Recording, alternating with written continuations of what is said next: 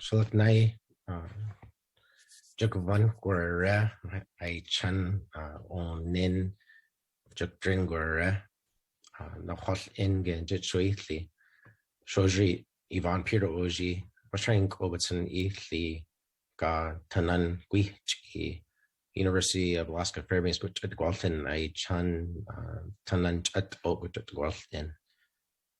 Hello everyone. I said good morning or good afternoon, depending on where you're at. My name is Evon Peter. I originally come from a place called Vashring Ko. Actually, this mountain that's right behind me is this river is the Kaijunjik River, and that big mountain behind it is called Nitsi Da, and that's a view looking Yen Duck or upriver or up north from where my village is located. And that mountain is a part of a mountain range we call Guajal.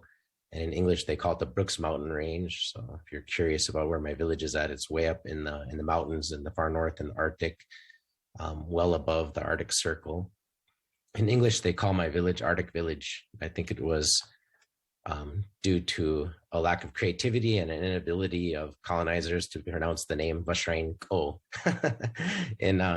In Alaska, you'll notice that some of our villages got anglicized versions of their native names as the names of their villages, but I think those were probably villages that were able to get that anglicization happening for their village names. But we're also proud of our village called Arctic Village too, in English. You know, our people have lived up here for over 10,000 years. You know, we're known as the Caribou people, or the Gwich'in, and our people still live in remote villages. My village is over 130 miles from the nearest piece of cement.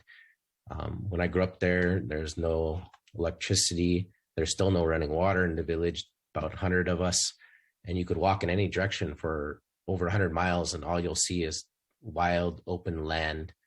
And the caribou herd that comes back to our people every year from their birthing grounds, we call it Ijikwatsan Gotlit, which is over Guajal on the other side where they bear their young. They come back to us, and it's about 130 to 150,000 caribou, sometimes more or less than that are part of that herd that still migrate freely, as the buffalo once did down in the south for the native people there. But our people still live that way of life from those animals in relationship with them. I grew up there with my grandfather,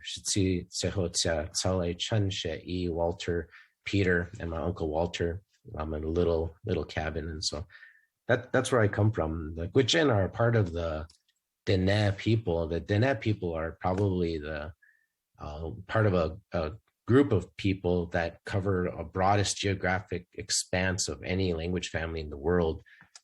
The Dene people, the Navajo people, the Apache people down in Arizona area are the furthest south of the Dene peoples, and the Gwich'in were the furthest north.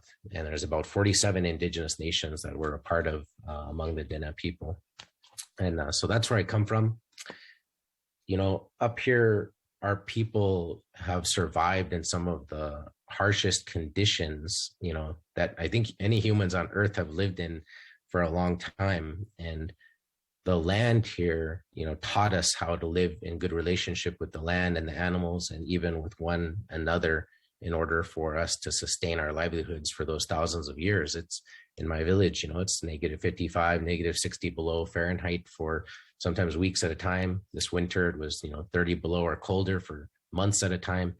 And so you really need to develop an intimate relationship with the land and with each other and maintain a right relationship there in order for that survival to happen. And, from that was generated really our people's worldview, our understanding of what it means to be a human being. How are we meant to live in relationship with each other and the land and animals, just like all the animals do. They live in relationship with each other and the land as well, and the elements. And, within our worldview, embedded within our language, as other speakers have spoken to, is a deep understanding of the human condition. And I think that is at the foundation of the knowledge and understanding that's important for us to look at, understand, and deepen our awareness of as we work to address these issues that we're facing within our communities. Our cultural practices are stories and ceremonies, they were designed and implemented by our ancestors so that we would be able to maintain right relationship with each other in the land and the animals, so that we could live full, long lives. As other speakers have spoken, our people lived to be quite old, many of them well over 100. My own grandparents lived to be well into their 90s. And within our cultural practices, knowledge, ceremonies are really profound methods of how to teach, how to heal, how to grow and learn and develop as people. And I'll just share a really quick story from one of our elders who recently told me this. And so I might have the animals wrong, but when he was saying he went out with his grandparents when he was a young boy, and they lived on the land all the way from May until out in October. And, wherever they might hunt caribou or moose, they would build, we call Dead Sea, like a tall cache, and dry the meat and store it there. Then they'd move over to another place to harvest more food. And he said one time when he was a little boy and he was out there, he had caught a small animal, maybe a ground squirrel or something like that. And in his trap line, even as little boys were already being trained how to trap and hunt and fish to survive up there. And he had caught an animal just partially, and he let it out of the trap and it started to run away. And so he chased it down and grabbed it. And as a little boy, he thought that was fun. So he let the animal go again, and he did that again. And he, eventually went back to the camp, and that for those months following that, they weren't getting any caribou and moose, and they weren't having much success with their hunting. And one day his grandfather came to him, and everything was just in our language back then. And he said to him, did you catch a young rabbit and let it go and let it run around, and then you chased it down and you let it go again? And he said it was a squirrel they had caught. And so he was honest to his grandfather and told him, no, I didn't do that. And then his grandfather went back into we call jegwa, the tent. And he said he sat with that, and he began to feel really bad about what he'd done. So he decided he needed to go in and tell his grandpa. So he went in and he told his grandpa, it wasn't a rabbit that I caught, but it was a small squirrel. And his grandpa said, I know, I saw that in a dream.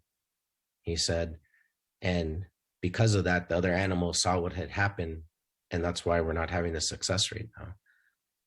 And I'm sharing with you, a short version of that story, because embedded in that was some of the wisdom of our people and understanding how to teach and learn and grow as human beings. Because even though the grandfather knew which animal it was, he told him a different animal, so that he knew that as a young child, that elder now elder, but he was a young boy then, would have to come to terms with himself, and then to have that honesty and go forward. So maybe I didn't have to explain that piece, but I just want to share that there's this deep wisdom and understanding about how to relate to one another and to teach and grow. The last thing I'll say in that regard is, so within our people's worldview too, and in our languages, these philosophies, I think the other speaker talked about Hajon and the beauty way of the Dene people. And we call it Chet Egonin Dan. And the simplest way I can explain that word is it's like an understanding of a love that binds all of creation, all of us to each other, all of us to the land, all of us to the animals. And I think about that philosophy, that worldview, as that path that we walk and grow towards, as we learn and deepen in our understanding of ourself and grow on a path of spiritual growth, and build awareness towards that. And it helps to shape and inform how we live and relate to each other. So all of this, of course, was disrupted significantly by colonization and assimilation. And I don't need to go into details of that. I think it's been talked about. It's been in the media with the boarding schools recently across the country. And my own mother, like many of our parents, were sent away to boarding schools and traumatized for being who they are, and told that it was not okay for them to be Gwich'in, in our case, not okay for them to speak our language and to practice our ceremonies. And that was very traumatizing for my parents and our grandparents' generation. And then, of course, we grew up with that. And so I think about it as like this fabric that was intact, that sustained our people for thousands of years. And then all of a sudden, this fabric has been torn apart and we're losing our people through the cracks. And so, our people are relational. I think I've expressed that, I think, through my stories already, but it's, we're individual, but we experience life together. And I think that's a really hard concept for people who don't grow up in a really intimate, close community to understand. It's like, when our people are hurting, when other people in our community are hurting, we're hurting. It's like in the Lorford Aid or in cities, like your neighbor can lose their parent. You may or may not even know if they lost their parent. And even if you did know, you wouldn't feel pain like they're feeling. But within our community, we feel that. And when you're with people consistently, you I don't know if intrinsically is the right word, but you just know how your people are doing. You know how people are feeling. And so when we're looking at behavioral health, mental health in an Indigenous context, we have to be thinking and understanding it at a communal level. It's not just an individual experience. We're our people in that regard.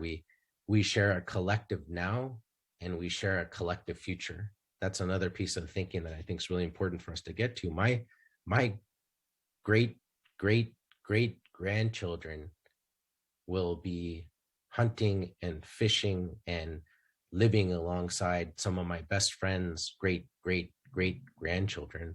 So our thinking and our understanding about what we're doing right now in order to have intervention, to do prevention, to heal, is long-term thinking about what we're working on for future generations. And just like me and my buddies now hunt with each other, alongside each other from our grandparents and our grandmothers too that came before us. So right now, our people need healing, and that healing needs to come from within our own people.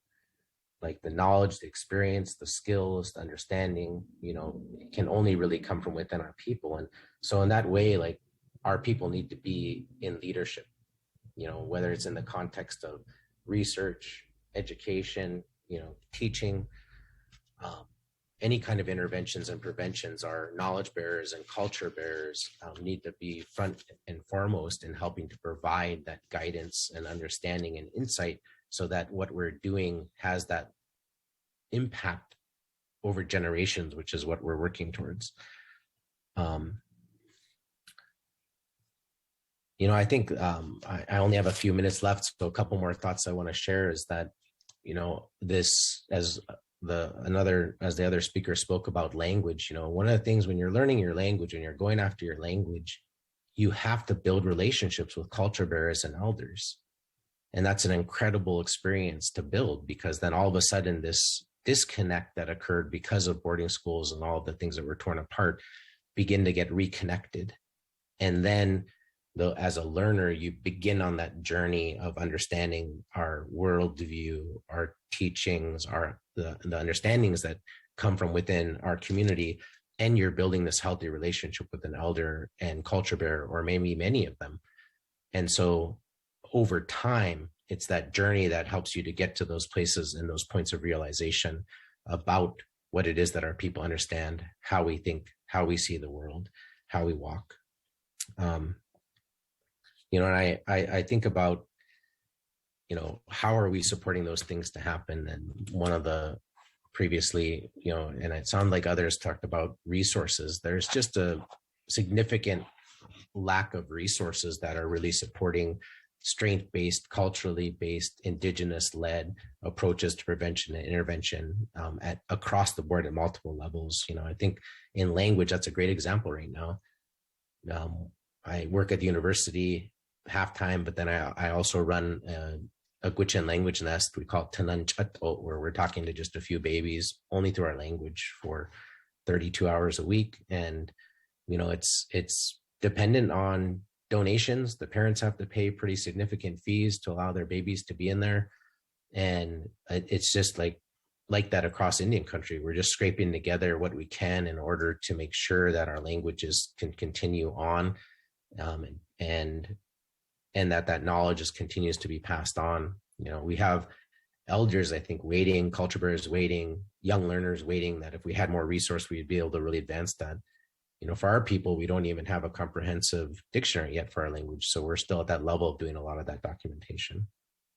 The last thing I want to close with is that we really do need indigenous structured holistic intervention that over time just becomes the normal cultural practices once again for our people. And that's that reweaving of that fabric of our cultures and ways of life so that it can sustain our people. We aren't losing people through the cracks any longer. And just really appreciate everyone for the work you all do and for the invitation to be a part of this. I hope something that I shared is helpful to you. Masi Choi, Jadid Datak.